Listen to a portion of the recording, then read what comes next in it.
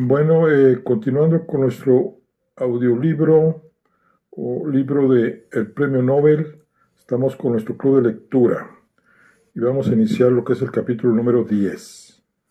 Estamos con el Premio Nobel de Irving Wallace.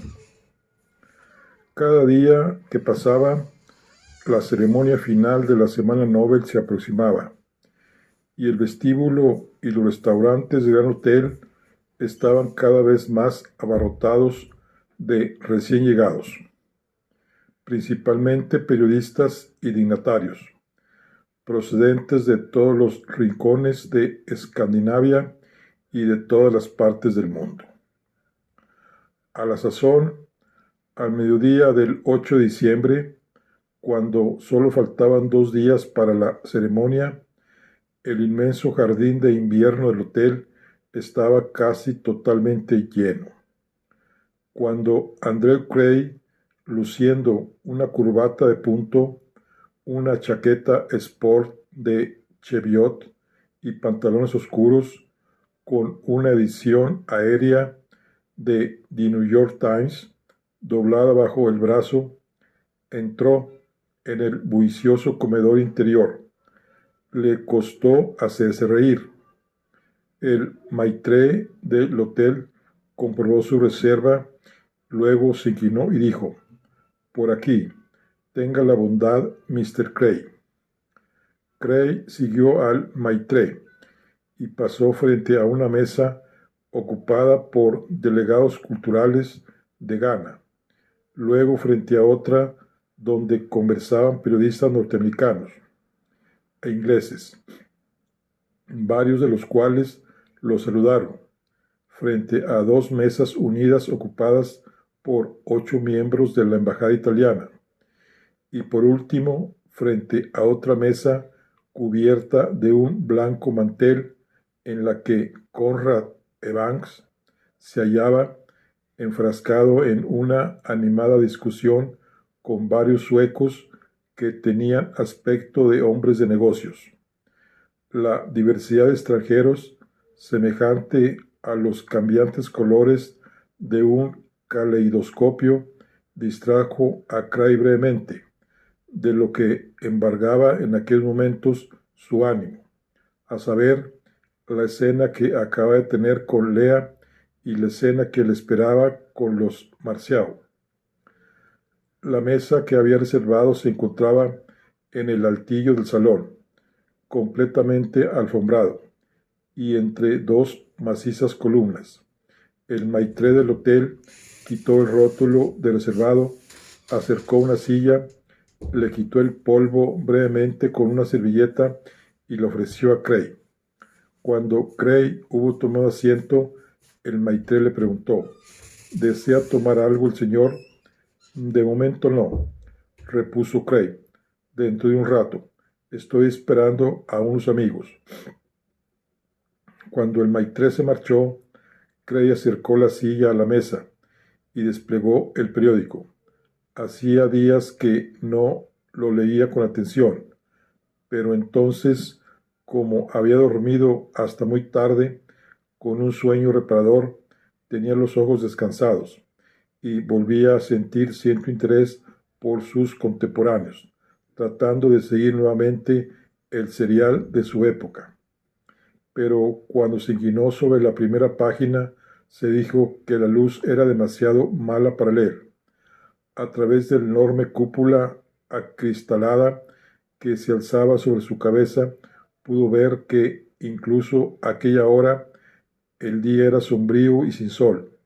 Luego comprobó que, si bien las lámparas del restaurante en forma de globo, situadas a ambos lados de donde él se encontraba y por toda la sala, estaban encendidas, la iluminación artificial era difusa y amarillenta. La lectura resultaría demasiado fatigosa, por lo que decidió y comprendió que no estaba de humor para leer. Así es que cerró el periódico y lo deslizó bajo la silla. Luego se inclinó hacia atrás, jugueteando distraídamente con el servicio de plata de la mesa, abstraído por sus pensamientos.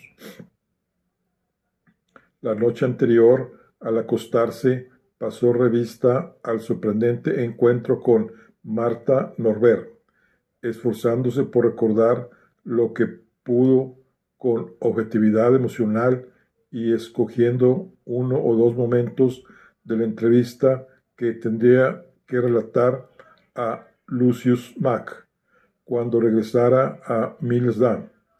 Luego recordó algo que ella le había dicho al principio de la velada y que él casi había olvidado: la sorprendente revelación que le hizo la Norbert de las maquinaciones de Ragnar Hammarlund, los micrófonos ocultos, la información de que Claudio Marcel tenía una aventura con un maniquí, el complot para prender a los laureados de química en las redes industriales del magnate sueco. Tendido en la cama, Craig reflexionó acerca de aquellos alevosos planes.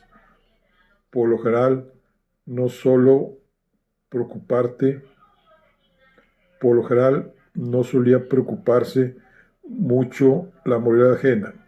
Su norma era vivir como espectador, dejando que los demás viviesen su vida, ya fuesen reyes o patanes. Tal vez este fue su mayor defecto como ser humano. La noche anterior, por primera vez, decidió enmendarse. Detestaba el cinismo de Hammarlund, su indigno allanamiento de la intimidad ajena. A los Hammarlunds del mundo, como la Sue Willey, se dijo, no podía permitirse que actuasen impunemente. Además, Craig se había identificado no solo con todas las víctimas de la vida, sino, en este caso, con unas víctimas a las que le unían unos lazos comunes. Entonces vio claramente que los Marcial, como el desvalido Garrett, el distante Farelli y el eterno desplazado que era Stallman, eran como él, a consecuencia del azar de las circunstancias, seres humanos débiles y vulnerables. Gracias al premio, todos ellos se habían convertido, junto con él, no solo en lo que Gottlin llamaba la minoría selecta de la democracia, sino también en sus puntos flacos.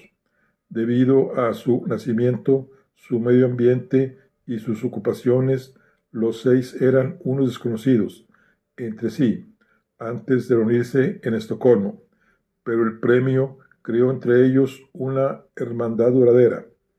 Para siempre, jamás, los laureados de aquel año serían como un solo hombre, y Craig comprendió que el daño que se hiciese a los Marcial le alcanzaría a él y a todos. Cuando Craig, por el razonamiento anterior, llegó a esta conclusión, actuó inmediatamente. Tomó el teléfono y pidió que le pusiesen con los Marcial, pero estos no respondieron. Sin duda, no había nadie en sus habitaciones. Este contratiempo pareció dar mayor urgencia aún al asunto. Craig se levantó de la cama, escribió una nota pidiendo a Denise y Claudio Marcel que se reunieran con él para almorzar juntos en el jardín de invierno al día siguiente, apuntando que se trataba de un asunto particular de mucho interés para ellos, y llamando a un botones hizo que les dejase la nota en su buzón. Al despertar por la mañana, la invitación para almorzar que había hecho a los Marcial le seguía pareciendo correcta, y por lo tanto no la anuló. Después de vestirse, tomó el café en el saloncito, solo y contento de que Lea ya hubiese salido. Cuando terminó el café, tenía aún más de una hora libre antes de unirse con los Marcial. Deseó pasarla con Emily, pero entonces recordó que ella había salido y que aquella noche serían juntos. El gozo que le producía la perspectiva de ver a Emily a solas dio nuevas alas a un deseo, durante largo tiempo adormecido en su interior, de agradar e impresionar favorablemente a una persona del sexo opuesto. Esto le recordó un desagradable deber, el discurso de aceptación que tendría que pronunciar después de que Ingrid Paul lo hubiese presentado en presencia del rey y un numeroso auditorio durante la ceremonia de la concesión de los premios Nobel, que se celebraría por la tarde del día 10 en el Concert Hall de Estocolmo. Por lo general, según le había explicado Jacobson, estos discursos se pronunciaban después de la ceremonia de entrega de premios, o sea, por la noche, y en la sala dorada del ayuntamiento. Pero como el rey tenía que ausentarse del país inmediatamente después de la ceremonia, se decidió cambiar el programa y anticipar los discursos, como muestra de deferencia a Su Alteza Real. Como estos discursos alcanzaban amplia difusión y se los citaba con frecuencia, Jacobson se esforzó por convencer a Cray de la necesidad de preparar el suyo cuidadosamente.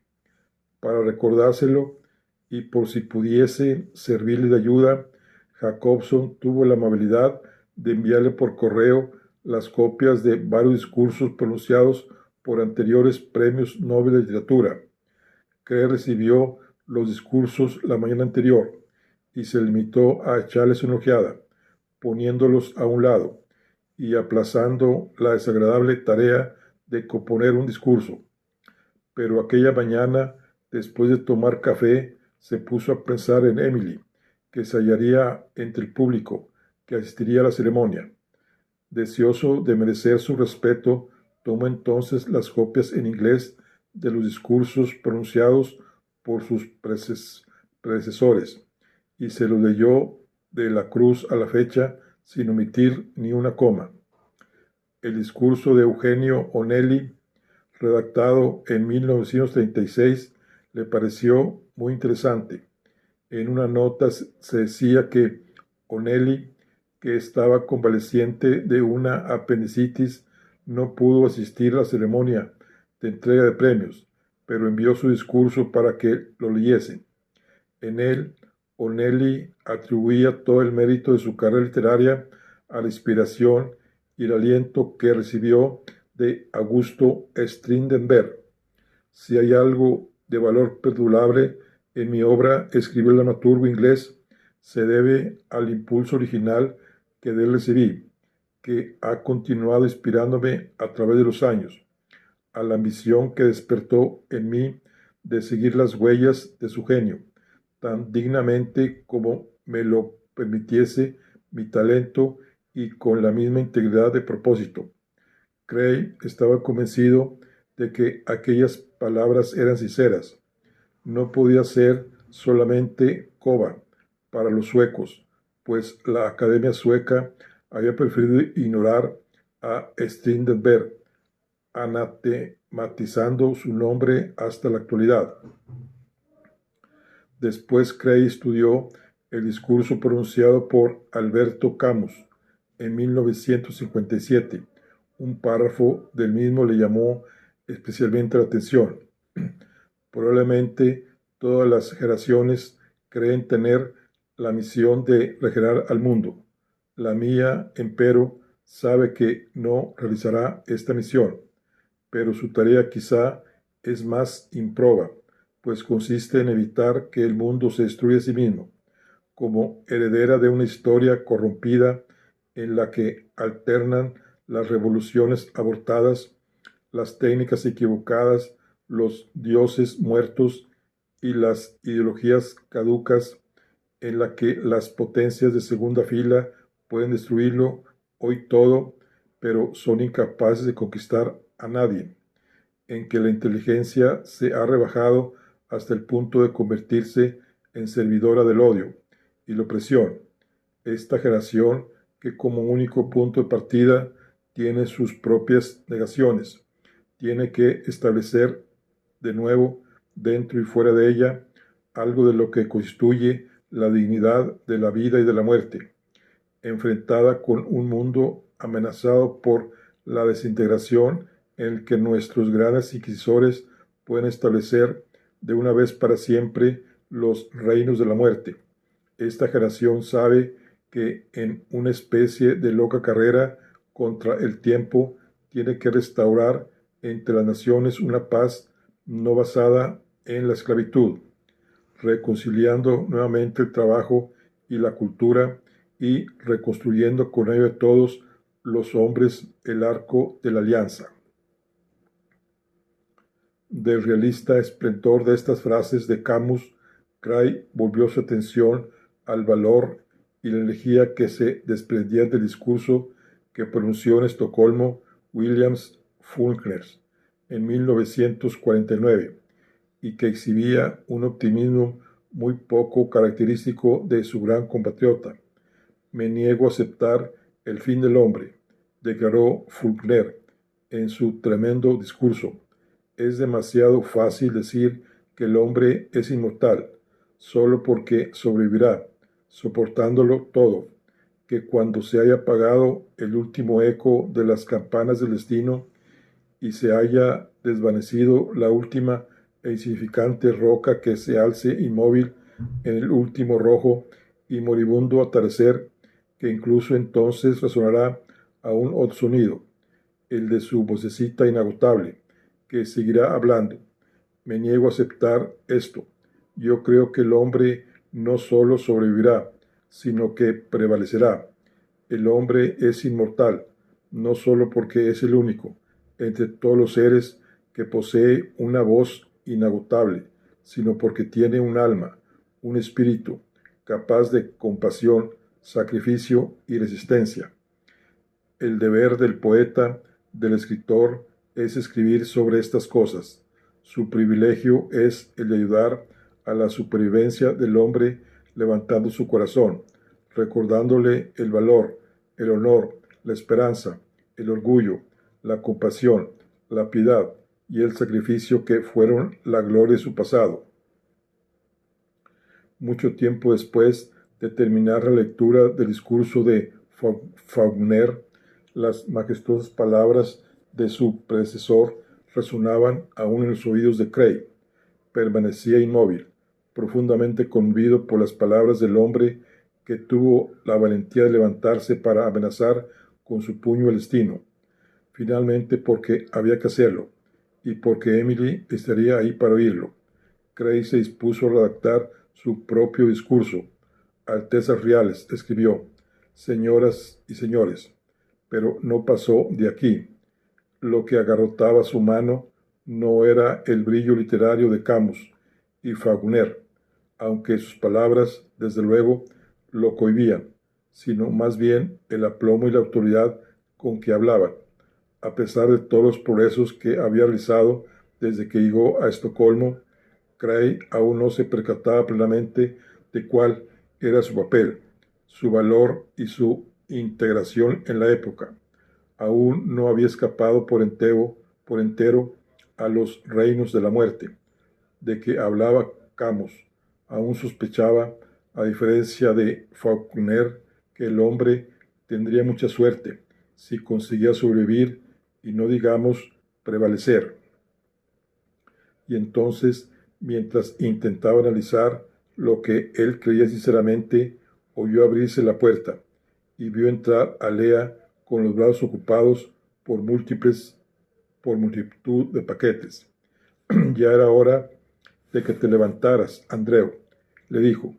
Entonces se quedó mirando el lápiz que sostenía en la mano. No me digas que estás escribiendo. No es posible. Él tiró el lápiz sobre la mesa y se dispersó. Nada de eso. Solo tomaba unas notas. Ella arrojó los paquetes sobre una silla.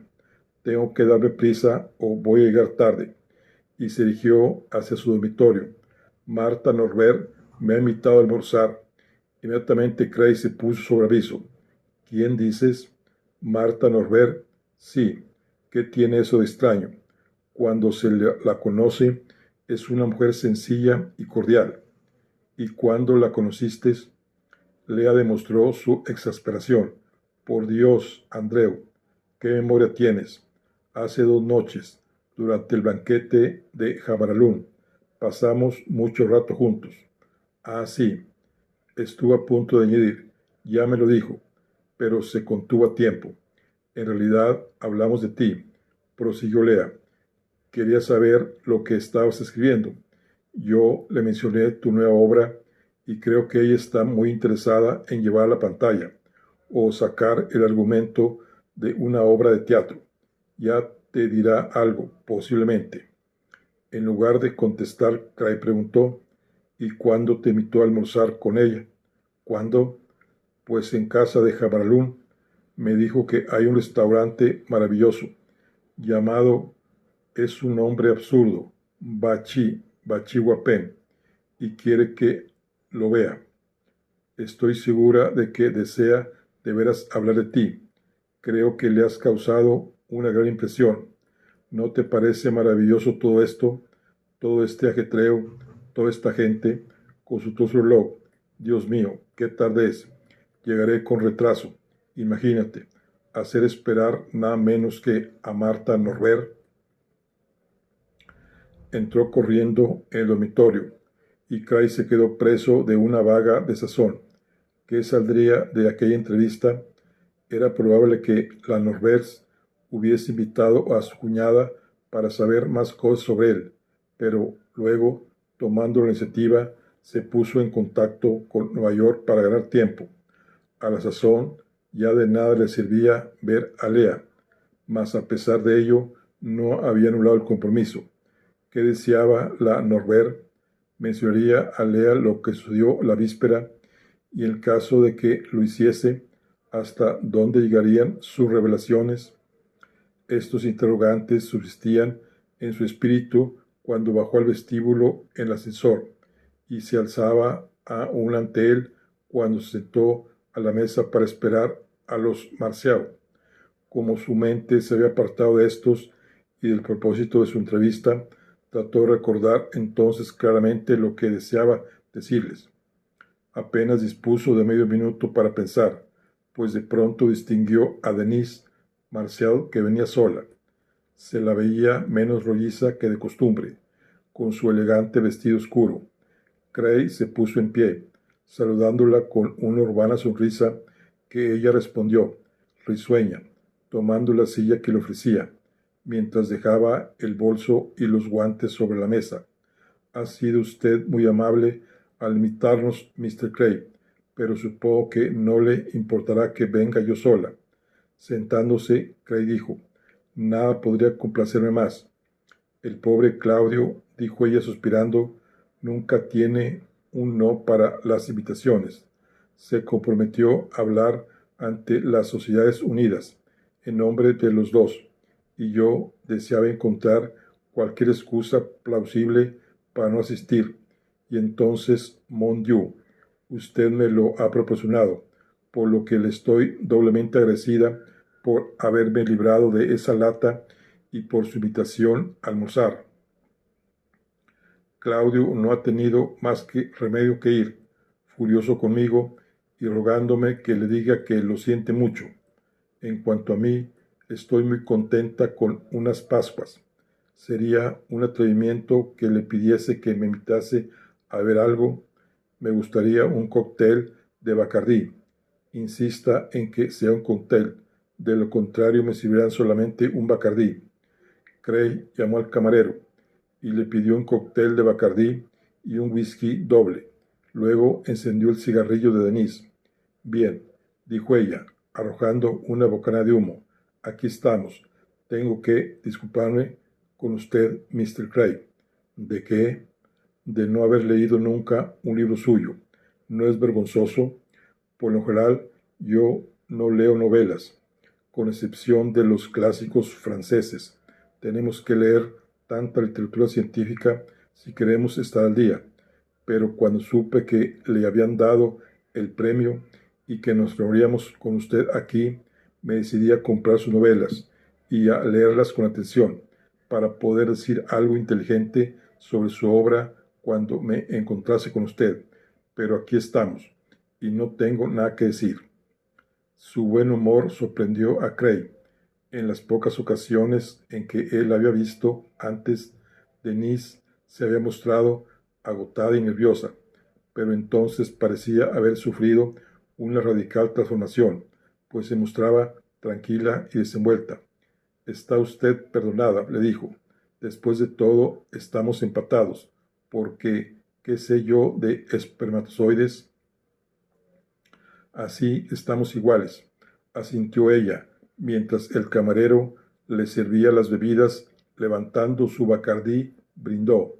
Liberté, égalité, fraternité. Sus copas sucaron.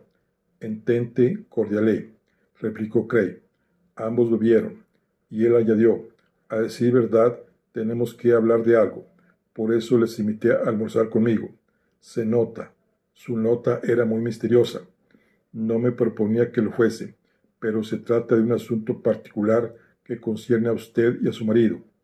Por primera vez, Denise asumió un aspecto solemne y arrugó el entrecejo. ¿Qué tiene que decirnos? Lo siguiente, repuso Cray. Anoche estuve en compañía de una persona que goza de la intimidad de Ragnar Hammarlund. Su nombre no viene al caso, pero me dijo algo que puede tener importancia. En primer lugar, dejando aparte lo que usted pueda pensar, sepa que Hammarlund es una persona muy poco recomendable. Ella se encogió de hombros. Solo eso, ya sé que es un mal bicho. Antes confiaría en Judas Iscariote o en Rasputín que en Ragnar Hammarlund. ¿Y qué tiene que ver con todo esto? La persona con quien hablé y que goza de su confianza se refirió a ciertos planes que acaricia Hammarlund. Un complot, si quiere llamarlo así, para conseguir que usted y su esposo trabajen para él. ¡Qué ridiculez! Está decidido a realizar grandes descubrimientos en el terreno de los alimentos sintéticos para ser el primero, hacerse el amo y dominar el mercado mundial. Ya estoy enterada de esas tonterías sobre los alimentos sintéticos, pero no lo oculta en absoluto. Verá usted, prosiguió Cray, él parece confiar en que conseguirá captarla a usted y a su esposo. La persona con quien hablé me dijo que él ya está seguro de que usted se interesa por el trabajo de uno de sus químicos. Parece creer que él puede, que tiene los medios, como diré, de convencer, sí, de convencer a su esposo para que él también se consagre de ahora en adelante a ese trabajo. Denise se echó a reír. Pero esto es imposible. No le hemos dicho absolutamente nada en ese sentido, ni mi marido ni yo. Sus gestiones, llevadas con tan poca sutileza, no darán el menor resultado, se lo aseguro. ¿Qué puede obligarnos a colaborar con un engendro como ese? Cray se mordió los labios con lucismo. Tal vez deba revelarle algo más. Esto puede serle útil y hacerle ver sus planes bajo una nueva luz. Me enteré de que tiene toda la casa llena de micrófonos para grabar en cintas magnetofónicas las conversaciones privadas de sus invitados. El teléfono también está intervenido. En una palabra, conoce hasta la última de las cosas que se dijeron durante su fiesta. Lo sabe todo. La expresión risueña desapareció nuevamente de la cara de Denise. Frisch de Putian, dijo entre dientes. Esto se ajusta exactamente a mi propia descripción de él. Así, ahora ya sé lo que usted va a decirme. Sabe algo sobre mi marido, ¿no es verdad? Verá usted. Sí, lo sabe. Está enterado de la aventura de mi marido con esa maniquí de París. Le dijeron eso, salió a relucir en la conversación. Por desgracia sí, doctora Marceau. Resulta embarazoso, pero yo creí que usted debería saberlo. Y como no ignoro lo de y como no ignora lo de su marido, yo no lo hubiera mencionado. Que se vaya al infierno mi marido, interrumpió Denise. Se trata de mí. No me dijeron nada acerca de usted. No, dijo ella, pensando furiosamente, porque lo mío es demasiado reciente. Dice usted que tiene micrófonos en todas las habitaciones de su casa. Así me dijeron. Y en su laboratorio particular del bosque le dijeron si también tiene micrófonos ahí. No, al menos no lo recuerdo. No importa. También debe de tenerlos bien. De pronto miró sonriendo a Cray. Pues ayer hice una buena grabación para Mr. Hammarlund. No me importa decírselo, porque usted ya sabe lo de mi marido. A decir verdad, Probablemente su ayuda podría serme útil. Es usted un autor famoso, muy ducho en trazar argumentos. Mis libros no siempre tienen un final color de rosa, doctor Lamarceo. Me arriesgaré. Tiene usted que saber, Mr. Cray, que yo también he trazado un argumento muy intrincado. No sé si terminará bien, probablemente no, pero como su autora me siento orgullosa de él. ¿Y de veras desea contármelo? Naturalmente. Si un enemigo mío ya lo conoce, ¿por qué no tiene que conocerlo un amigo? Paladeó su Bacardí y luego lo dejó sobre la mesa. Mi marido se desmandó al terminar nuestros largos años de trabajo e investigación. Era inevitable, a su edad, que diese algún tropiezo. Conoció a una modelo de Balenciaga, una chica astuta y de manga muy ancha, que le echó el guante para aprovecharse de él. El asunto empezó hace un mes o dos, no lo sé con exactitud y aún no se ha resuelto. Esta chica llega aquí mañana en avión y Claudio está citado con ella. Como usted ve, está decidida a arrebatármelo. Yo no estoy muy segura de si vale la pena luchar para tenerlo, pero por último he decidido defender lo que es mío. ¿Y de qué manera? ¿Qué puede hacer una mujer en este caso? Él no atiende a razonar ni amenazas, y no he conseguido que deje a su amante. Entonces llegué a la conclusión de que solo me quedaba una esperanza: combatir el fuego con el fuego. ¿Me comprende? No del todo, repuso Craig. Hacer lo mismo que él y tratar de darle celos. Y entiendo. Él tiene amor propio. Es muy dominador, o lo era, y yo confío en esto. ¿Recuerda usted al doctor Oscar Lindblom? Estaba en la fiesta de Jamalum. Ahora no recuerdo exactamente. Es el primer químico de Jamalum, un joven sueco alto y delgado. Sí, ahora ya lo recuerdo. Ayer, con el pretexto de que sentía mucho interés por su trabajo en alimentos sintéticos, supongo que eso es lo que hace creer a Jamalum que me intereso por sus investigaciones. Fui a visitar al doctor Lindblom en su laboratorio. Me porté como una desvergonzada y seduje al pobre muchacho. Veo su cara de estupefacción. Ya sé que no tengo tipo de vampiresa.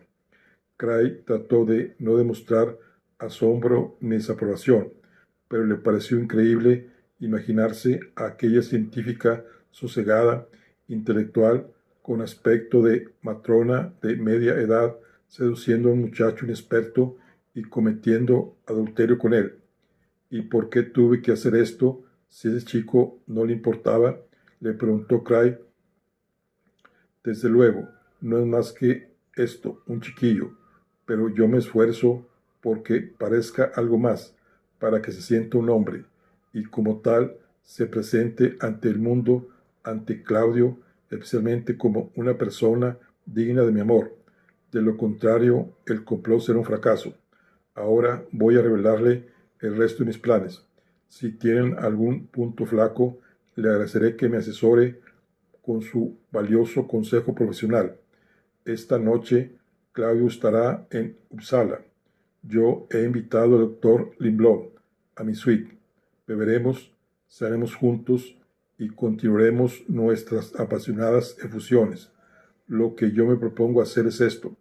Tendré las bebidas preparadas. Haré que el doctor Lindblom beba más de la cuenta para que esté para que esté menos asustado.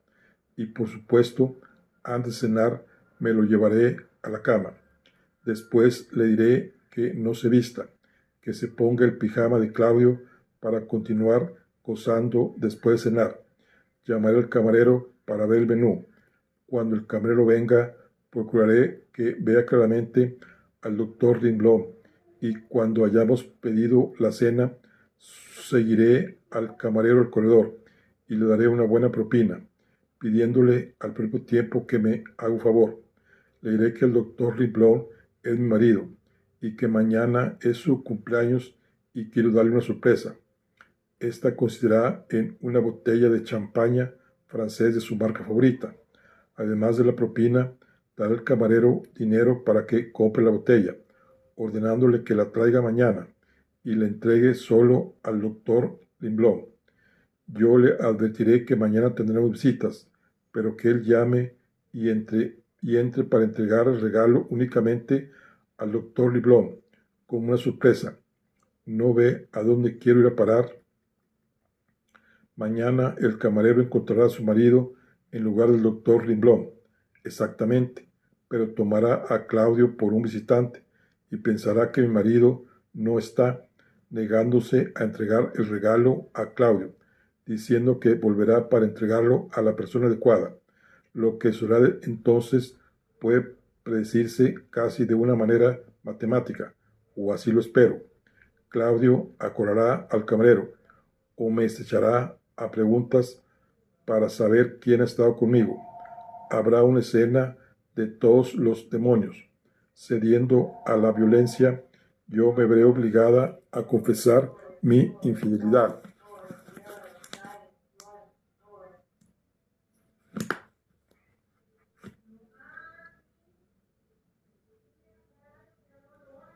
Entonces solo podrán suceder dos cosas. Si ya he perdido a Claudio, eso no hará más que apresurar su abandono. Pero si consigo hacerlo entrar en razón, despertar sus celos y hacerle ver cómo me ha tratado, quizá consiga conquistarlo de nuevo. Es una posibilidad. Así que ya ve usted, Mr. Cry, como Jamaralún no puede hacernos objeto de ninguna clase de chantaje. ¿Qué puede hacer? ¿Amenazarme con hablar a Claudio de mí o viceversa?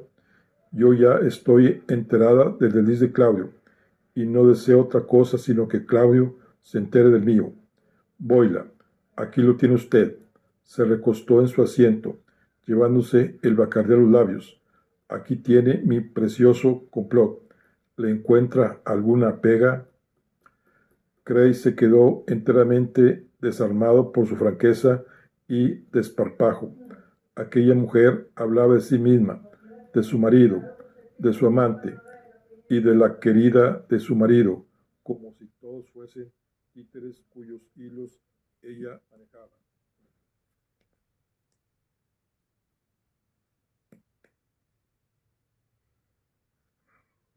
Era difícil tomarse todo aquello en serio. Le recordaba demasiado las clásicas comedias de enredo francesas y sin embargo Cray intuía los sufrimientos de su confidente, que le hablaba con la más profunda seriedad, dominando a duras penas su desesperación. Una pega, repitió. Sí, posiblemente hay una. Ella se inclinó hacia adelante con expresión ansiosa. ¿Cuál es? Dígamela, por favor. No se puede combatir el fuego con el fuego, repuso él con sencillez. Usted, como científica, tiene que saberlo. El fuego alimenta al fuego, en lugar de apagarlo. Es posible que usted consiga vengarse y realizar una obra de destrucción. Eso no se lo niego, pero usted habla de salvar su matrimonio. No creo que sea este el camino. Yo no escribiría nunca semejante argumento, porque es psicológicamente falso. Me ha pedido usted mi consejo, doctora Marcial, y voy a dárselo. Ella no se esperaba esto y perdió parte de su aplomo y de su falsa alegría. ¿Qué espera que haga? Quedarme sentada mientras él se enreda cada vez más con esa mujerzuela. Ya estoy cansada de adoptar esta actitud. Yo me permitiría sugerirle que la continuase empleando. Permanezca sentada, siga viviendo con dignidad, que esto es lo que más avergonzará a su esposo, pero manténgase superior a él, con lo cual él se sentirá inferior. Espere a que se canse de la otra.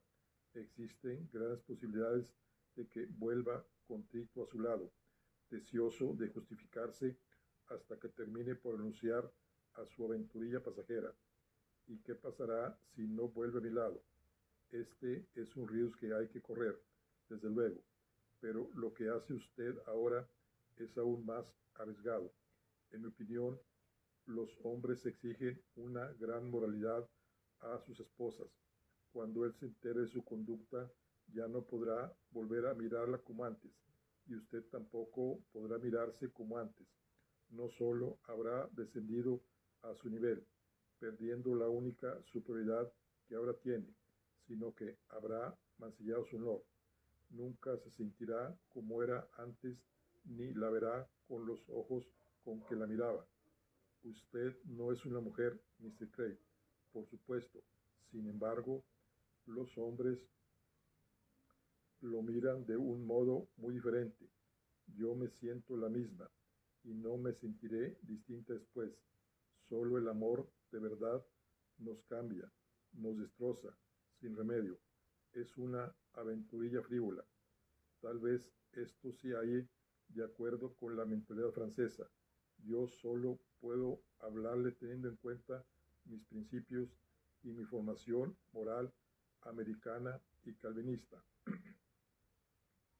Compréndame, Mr. Craig, durante toda mi vida conyugal de muchos años, nunca he engañado ni faltado a mi marido, en lo más mínimo.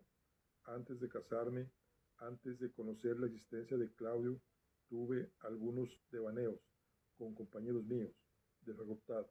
No fueron simples indulgencias de la carne, sino algo más serio. Sea lo que le hayan dicho de los franceses, entre nosotros son numerosos los que se han educado de acuerdo con rígidos principios morales en el seno de la Iglesia Católica.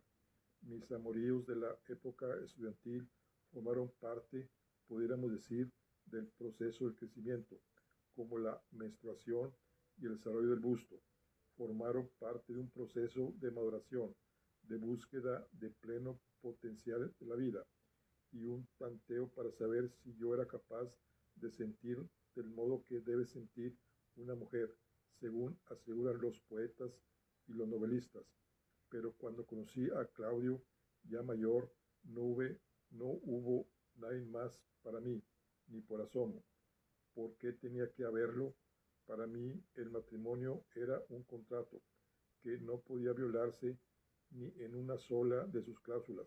Además, no era necesario que le fuese infiel, porque nada tenía que buscar fuera del matrimonio. Tenía a Claudio y a nuestro trabajo, y esto me bastaba para esta vida y 9 más. Pero cuando terminamos nuestra labor de investigación y me quedé sin Claudio, que había en mi vida de esposa prosaica y celestial, sino un contrato roto que contemplaba tristemente en mi mano, se interrumpió, mientras Craig encendía una cerilla y le da fuego. Ha mencionado usted su trabajo, dijo. No habría modo de absorberse en una nueva investigación y cree que eso basta. Vamos, Mr. Craig, me decepciona usted. Tan distinto es un escritor de un científico. Las investigaciones no se encuentran, son ellas las que vienen a nuestro encuentro. Y quizá de ahora en adelante ninguna investigación vendrá ya a mi encuentro. Si esto sucede y Claudio me abandona, conoceré una viudez doble y simultánea. Creo que esto será demasiado para poderlo soportar. Por esta razón, y de la única manera que se me ocurre, lucho para conservar a Claudio. Dio ansiosas chupadas a su cigarrillo y se apoyó en el respaldo de la silla. Así, ¿sigue sin gustarle mi plan? Craig levantó más manos. ¿Qué quiere que le diga? No es fácil criticar sin ser parte interesada. Únicamente tengo el presentimiento, doctora Marceau, de que su plan, ya sea bueno o malo, no resolverá nada. La solución tiene que conseguirse por otros medios. Por el medio que sea, no me importa cuál. No estoy en situación de elegir, pero no puedo esperar a que ocurra algo imprevisto, que lo resuelva todo por arte de magia. Tengo que actuar. Entonces le deseo suerte muy sinceramente. Haría cualquier cosa por ayudarle. Créame, ya me ha ayudado bastante. Le prometo que leeré sus libros. Ah, Han dejado aquí la minuta. ¿Qué es esto de Friterade Schoftenfils med somolotazas? Cray hizo una seña al camarero y ambos estuvieron la minuta con su ayuda, exceptuando el areneque en escabeche, la ensalada y las setas omitieron el sormasbor y pidieron un filete de lenguado, regado con brandín bien frío. Apenas se había marchado el camarero cuando su lugar fue ocupado por la figura de otro hombre. Denis y Cray levantaron simultáneamente la mirada hacia el doctor John Garrett, que estaba de pie ante ellos, con su expresión de ansiedad perpetua. Incluso el círculo amoratado que rodeaba su ojo derecho parecía dar saltos, mientras él arrugaba nerviosamente su traje de estambre gris. He venido a decirle, doctora Marcel, que la están buscando por el vestíbulo. La llaman por teléfono. Oh, gracias, doctor Garrett. Levantándose, la francesa dijo a Cray que la disculpase un momento, y luego se marchó apresuradamente entre las mesas, después de dar la vuelta a la columna. Garrett permaneció de pie, escrutando con la mirada el bullicioso comedor, como si buscase a alguien.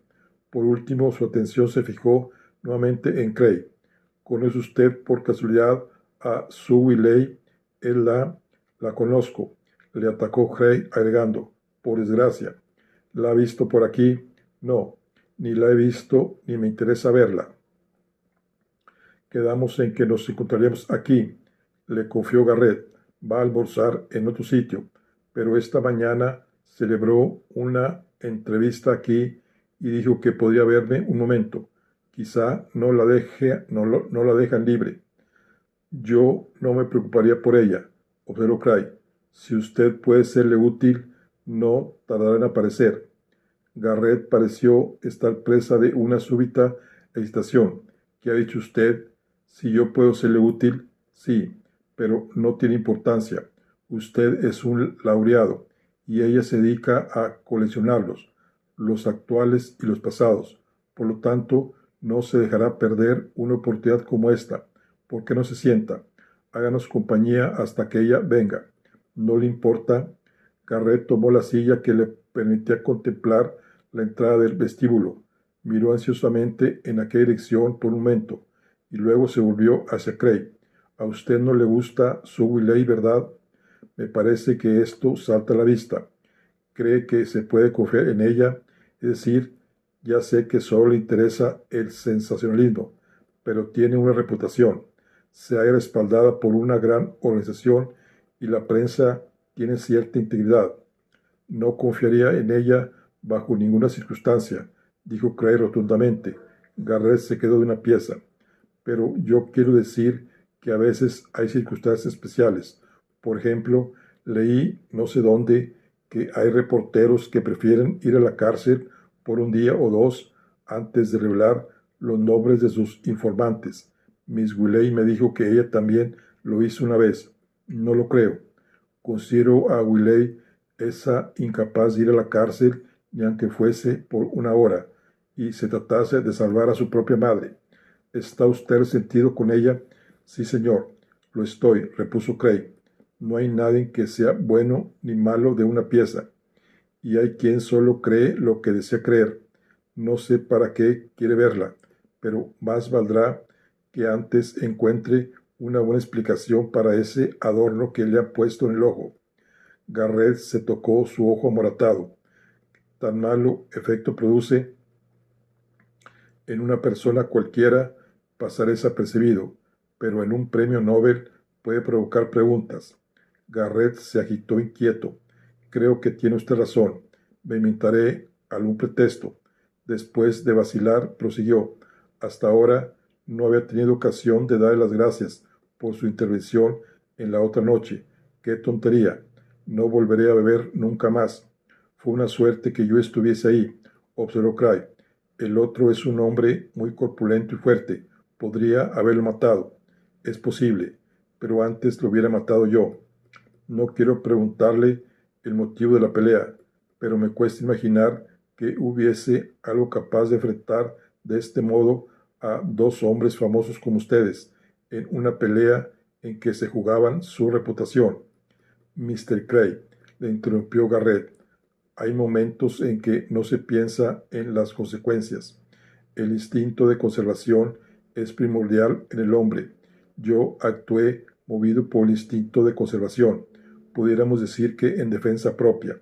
Yo tuve la impresión de que era usted quien empezó la pelea. Aquella noche, sí, en efecto, me confieso culpable, pero me asistía una justificación moral. El provocador original es Farelli. Este hombre me robó el mérito del descubrimiento, y por si aún no fuese bastante con llevarse la mitad del premio sin merecerlo, ahora quiere quedarse con todo. El camarero apareció en los entremeses y Garrett se calló. La señora volverá enseguida, dijo Cray al camarero. Luego se volvió a Garrett para preguntarle, ¿no quiere acompañarnos? Garrett movió negativamente la cabeza. Gracias, no tengo apetito. Hablaba con tono displicente, como si tuviese la cabeza en otra parte, y cuando el camarero se fue, se dirigió con vehemencia a Cray. Supongo que puedo hablar con usted. Necesito desesperadamente que me aconsejen. No sé exactamente qué debo hacer yo, y usted quiere que le aconseje, comentó Cray, clavando el tenedor en la ensalada. Es que, además de mi esposa, usted es el único que sabe lo que pasó entre Farrell y yo. Cray pensó en Marta Norbert y Rainer Hammarlund, pero guardó silencio. Tengo planteado un terrible problema, Mr. Cray. Ya me he decidido, pero sigo sin verlo claro. Para decir la verdad, y esto que quede entre nosotros, incluso telefoné anoche a mi psiquiatra de California. Le puse una conferencia internacional. Este año he trabajado con exceso y he sufrido un agotamiento nervioso. A consecuencia de ello, participé en unas sesiones de terapéutica colectiva y el doctor Keller me ha sido de gran ayuda resolviendo. No creo que haya nadie más calificado para aconsejarle. El doctor Keller no estaba en casa. Me dijeron que no regresaría hasta dentro de un par de días, pero yo tengo que tomar esta decisión ahora mismo. Ya la había tomado cuando telefoné a Sue Willey para citarme con ella, pero ahora que estoy aquí ya no estoy tan seguro. A Cray no le gustaba meterse en una disputa ajena, pero ya que Garrett iba a complicar a Sue Willey en ella, el asunto adquiría vivos más amenazadores. ¿De qué se trata?, le preguntó Cray. ¿Piensa decirle a Willey que Farelli le puso ese ojo a la funerala? No, nada de eso. Se trata de algo mucho más. ¿De qué se trata, pues? Garrett metió la mano en el bolsillo y sacó una hoja mecanografiada cuidadosamente doblada. Desplegándola, la tendió a Cray. Lea esto.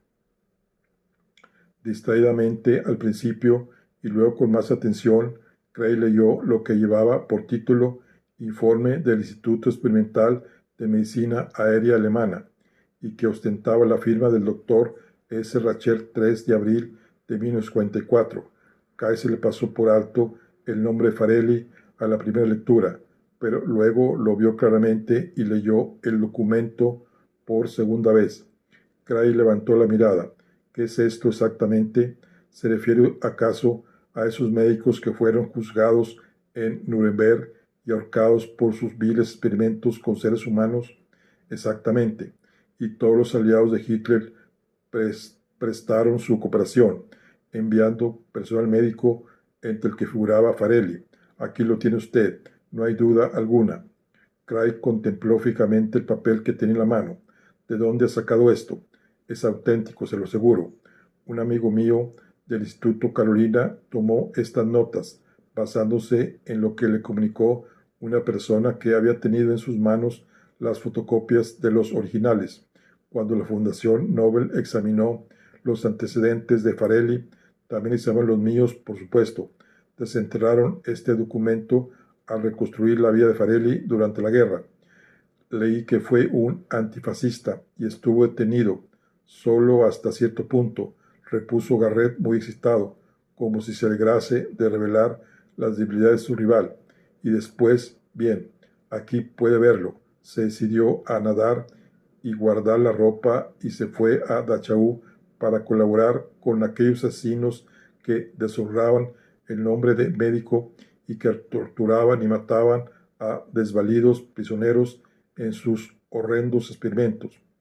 Craig tiró el papel sobre la mesa. No puedo creerlo, musitó. Pues ahí lo tiene, insistió Garrett con terquedad.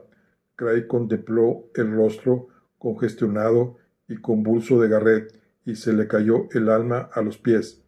Y esto que usted llama pruebas, es lo que piensa entregar a Suwiley.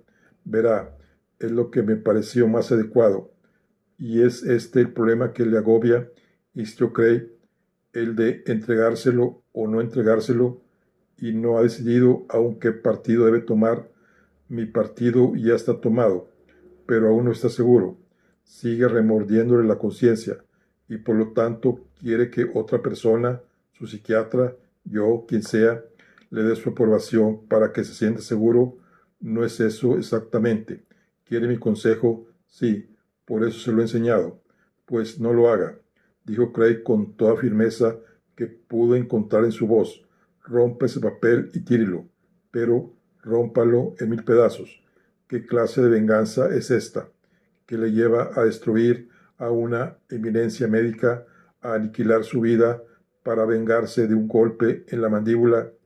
No se trata de venganza, protestó Garrett. ¿Qué es entonces, pues? Sentido de la justicia. Vamos, hombre, no me venga con monsergas. ¿Con qué derecho se atribuye el papel de juez supremo de sus semejantes? Si un miembro de la Fundación Nobel, un hombre informado, inteligente y ecuánime, no quiso tomar en consideración esto, ¿por qué usted se considera superior y se fía únicamente en su juicio emocional e influido por una animadversión personal, haciendo caso omiso del juicio de un experto? ¿Quién es usted para hacer tal cosa? Garrett empezó a vacilar. Un criminal debe ser castigado, dijo con voz tan fuerte que varias personas de la próxima mesa se volvieron para mirarlo. Craig bajó deliberadamente la voz. Lo sentencia usted a muerte, sin someterlo a juicio. El hecho de entregar a Suwiley este párrafo no demostrado es como dar una Luger cargada a un niño de 5 años y decirle que vaya a jugar a los indios con los demás niños. Esa mujer armará un escándalo tan mayúsculo con esta información que hundirá a Farelli para siempre. Lo tendrá bien merecido. Y si resultase que no lo merece, si resultase que puede mostrar que todo se trata de un error, ¿quién hará caso entonces de las retractaciones? Las excusas no se publican en grandes titulares. Para el resto de su vida, Farelli, por inocente que pueda ser, será el colaboracionista que participó en las matanzas nazis de Dachau. Craig trató de impresionar del modo que fuese al hombrecillo agitado que tenía enfrente, incluso apelando a la lisonja. Doctor Garrett, trate de verse con los ojos con que los demás lo ven. Hoy es usted famoso, mundialmente famoso, con Farelli o sin él. Usted es un hombre conocido, respetado, aplaudido y muy merecidamente. Ha efectuado uno de los más notables descubrimientos de la historia. No tiene que recurrir a medio tan ruin como es la difamación de un colega para conservar su elevado puesto. ¿No lo comprende, hombre de Dios? Pero permitir que un criminal, ¿quién dice que es un criminal? Excepto usted. Garrett señaló a la hoja de papel que estaba entre ambos. Las pruebas son evidentes. Son pruebas de indicios, repuso Craig con tono tajante. ¿Se hallaba usted presente? ¿Lo presenció personalmente? ¿Ha encontrado testigos de cargo de confianza? ¿Ha escuchado lo que tenga que decir Farelli en su defensa? No, estoy seguro que no. Lo único que tiene es un trozo de papel. Tomándolo en sus manos, leyó la única línea acusatoria. Dr. C. Farelli, Roma. Miró severamente a Garrett. ¿Cree que esto es bastante, doctor Garrett? Farelli es un hombre muy corriente en Italia, lo mismo que Cario. Debe de haber incontables Carlos Farelli a todo lo largo y lo ancho de la península italiana, y algunos de ellos deben ser médicos que habrán actuado durante la guerra. Por desgracia, las coincidencias son demasiado frecuentes y muchas veces se condena a inocentes porque los jurados no quieren tener en cuenta tales coincidencias posibles. Recuerdo haber leído el relato de un caso famoso, una lamentable historia que por desgracia es cierta, se refería a un tal Adolfo Beck que fue víctima de prueba de indicios y de un conjunto de circunstancias desgraciadas. A finales del siglo pasado, un tal John Smith, médico de profesión, fue detenido, acusado de haber cometido varias estafas vendiendo joyas falsas a diversas señoras. Fue detenido, encarcelado y más tarde puesto en libertad. Varios años después se registraron otras estafas similares, a consecuencia de las cuales fue detenido un químico noruego que residía en Londres, llamado Adolfo Beck, el cual fue identificado por 10 de sus presuntas víctimas, pero lo que realmente lo condenó fueron los datos que figuraban en el antiguo expediente del doctor John Smith, como las facciones de Beck, lo mismo que su complexión, señas personales y escritura eran idénticas a las de Smith. El tribunal decidió que ambos eran la misma persona y Beck fue sentenciado a 6 años de cárcel. Elevó 16 peticiones a los magistrados protestando su inocencia, pero de nada le valieron. Salió de la cárcel en 1901, según creo recordar, para ser encarcelado nuevamente 3 años después bajo la misma acusación, aunque él también se declaró inocente, afirmando que le confundía con otra persona. Entonces, después de este largo calvario, surgieron 2 hechos casuales favorables a Beck. Se encontró una antigua ficha de Smith que había sido extraviada y en ella podía leerse que Smith era circunciso, y al examinar a Beck se comprobó que él no lo era, y entonces fue detenido un tal Tomás en el momento de vender joyas falsas, y resultó que no solo se parecía a Beck, sino que era el auténtico Smith circunciso, según figuraba en la ficha. Así, después de pasar tantos años en la cárcel, cuando su vida ya había sido destrozada, Adolfo Beck fue puesto en libertad, y todo a causa de simples coincidencias, histerismo y una confusión de identidades. Cada interrumpió su sereno relato y fulminó con la mirada a Garrett. Decía corre el riesgo de tener a un Adolfo Becker sobre su conciencia, doctor Garrett. El médico cardiólogo palideció y pareció empequeñarse. Cray sacó partido de su ventaja inicial. No se trata únicamente de la posibilidad de que fuese otro C. Farelli, el que estuvo en Dachau, y si no hubiese estado ahí ningún Farelli, y la inserción de su nombre en esta lista no fuese más que una diabólica treta de uno de los enemigos fascistas de Farelli, quizá del propio Mussolini, en peor de los casos, suponiendo que Farelli hubiese estado efectivamente ahí, tal vez le obligaron a ir encañonado con una pistola para obtener su diagnóstico y sus consejos. Quizá estuvo ahí sin participar para nada en los asesinatos. Hay todas esas posibilidades y muchas más. ¿Y quién es usted para afirmar que ninguna de ellas es exacta y que solo es verdad la que le dicta su animadversión hacia Farelli, a saber, la de que éste capituló y se ofreció voluntario para participar en estos atroces experimentos? Está dispuesto a cargar plenamente con esta responsabilidad, y esta noche, basándose en unas pruebas tan endebles, hundir a un colega de valía por medio de un escándalo hediondo. La decisión recae únicamente sobre usted, doctor Garrett, no sobre mí. Es usted quien tiene que decidir y nadie más. La requisitoria de Cray, ferviente y apasionada, consumió toda su reserva de energías y se dejó caer contra el respaldo de la silla, exhausto, esperando la reacción de Garrett. Este permaneció con la vista fija en el mantel, abriendo y cerrando las manos entre sus rodillas. Ah, aquí está, doctor Garrett, dijo la voz de una joven.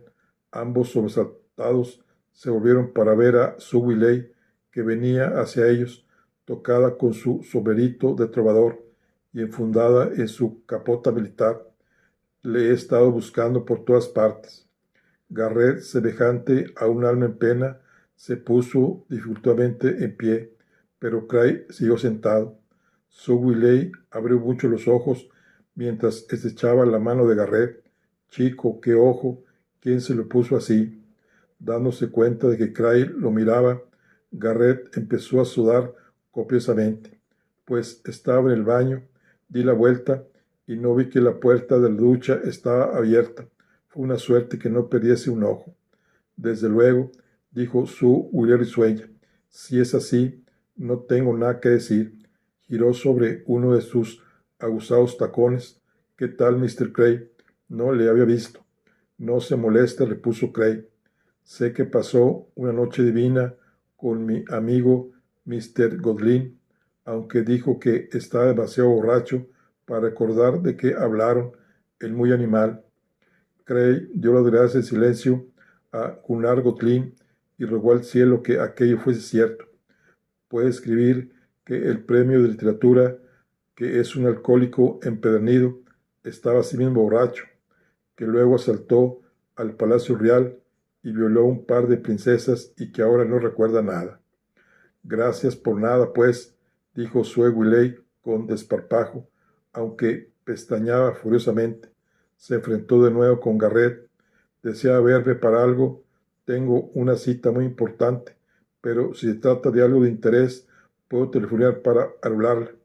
Garrett tragó saliva. No, no es nada. Nada en absoluto, lo siento, dijo. Creí que podría decirle algo, pero ¿sobre qué? Le preguntó Sue Willey. Pues yo, verá, se refería al trabajo que voy a iniciar a unos experimentos, pero como hay otras personas interesadas, es una fundación, ha habido una demora y por lo tanto no puedo decirle nada. Sue Willey dio un respingo. Cualquier cosa sirve. No puede hablarme de algo diferente. Le pido mil perdones, Miss Willey, pero lo que me proponía decirle no ha dado resultado y no tengo libertad de... Comprendo, dijo ella con brusquedad, pero si da resultado, recuerde lo que le dije en el avión. Estoy a su lado y le ayudaré, se lo prometo. Muy bien, espero que nos veremos antes de la ceremonia. Poniéndose el bolso bajo el brazo, se volvió hacia Cray. Usted tampoco se olvide de mí, Mr. Cray. No lo olvido ni por un segundo, repuso Cray. Ya lo sé, ya lo sé. Bien, que brinden a gusto, good y adiós. Lo mismo digo, murmuró Cray. La siguió con la mirada cuando se fue, viendo cómo se tenía aquí y allá para saludar a personas sentadas en el comedor hasta que desapareció el vestíbulo. Garrett se sentó lentamente, secándose la frente con el pañuelo. Después de guardárselo en el bolsillo, tomó la hoja de papel de la mesa para rasgarla a tiras, que arrugó y se guardó también en el bolsillo. ¿Puedo beber un sorbo de lo que usted toma? No me importa lo que sea, dijo, con voz apagada. Es brambín helado, dijo Cray. Bébaselo todo. Garrett tomó el pequeño vaso con su mano temblorosa y se bebió el brambín de un trago. Hizo una mueca y luego su mirada se cruzó con la de Cray. Gracias, dijo añadiendo. No lo digo por el brambín. Cray sintió. Lo sé. No lo lamentará. El cardiólogo se pasó la lengua por los labios. Pero quiero que sepa que esto es un simple armisticio, no es la paz. Después de esto, Garrett pidió otro brandín y bocadillos de reno ahumado, y cuando se lo sirvieron, Denis Marcial ya regresaba hacia su mesa.